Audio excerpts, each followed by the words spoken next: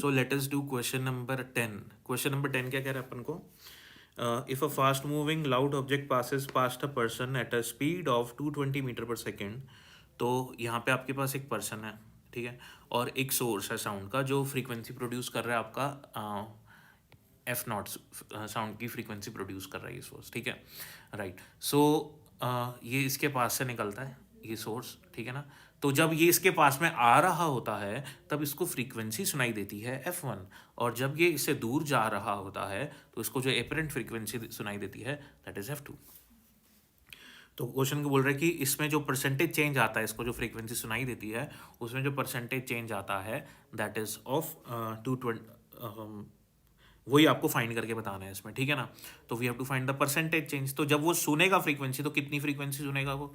तो फ्रीक्वेंसी सुनेगा F1 is equals to F naught C upon C minus V S. ये हम formula कैसे लिखते हैं? देखो न्यूमरेटर में जब भी मैं एपरेंट फ्रीक्वेंसी लिखूंगा तो apparent frequency is equals to original frequency जो कि एफ नॉट है, मल्टीप्लाई बाय न्यूमरेटर में लिखेंगे सी, डिनोमिनेटर में लिखेंगे सी। सी क्या है आपकी? सी है स्पीड ऑफ साउंड।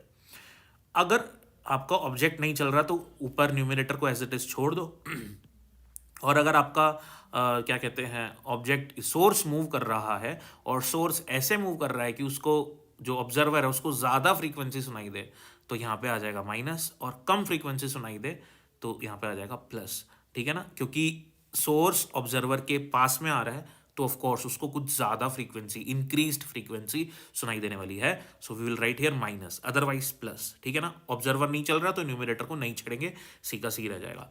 ऐसे ही अब सोर्स दूर जा रहा है तो उसको कुछ कम फ्रीक्वेंसी सुनाई देगी तो इसलिए यहाँ पे आ जाएगा प्लस, बाकी फॉर्मूला सेम है। इसको हमने F1 मान लिया, इसको हमने F2 मान लिया। परसेंटेज चेंज ही हमको क्वेश्चन में निकालना है। तो F1 minus F2, what is percentage change? Percentage change is F1 minus F2 upon में original frequency that is F1, जो वो पहले सुन रहा था जब साउंड का सोर्स उसकी तरफ आ रहा था। तो F1 माइनस F2 अपॉन में F1, ठीक है ना। इतना है आपको समझ में। इसको मल्टीप्लाई बाय 100 कर देंगे तो 100% में आपका आंसर आ जाएगा। F1 की वैल्यू है F naught by C upon C minus V S, minus F2 की value F naught into C upon C plus V S upon में F1 की वैल्यू सब्सटीट्यूट करी।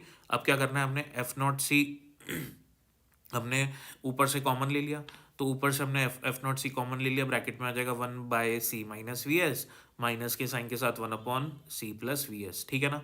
और ये जो था सी माइनस वी एस ये ऊपर न्यूमरेटर में चला जाएगा तो ऊपर आ जाएगा सी माइनस वी एस, और ये डिनोमिनेटर में ये एफ नॉट सी अपना हमारे पास बच जाएगा इंटू 100%।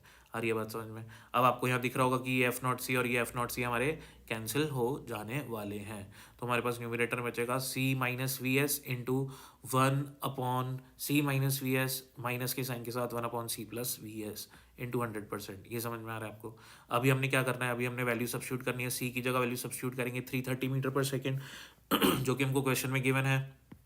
सोर्स की वेलोसिटी 220 मीटर पर सेकेंड जो कि हमको वापस से गिवन है। वैल्यू सब्स्टिट्यूट करेंगे 80% हमारे पास आंसर आ जाएगा।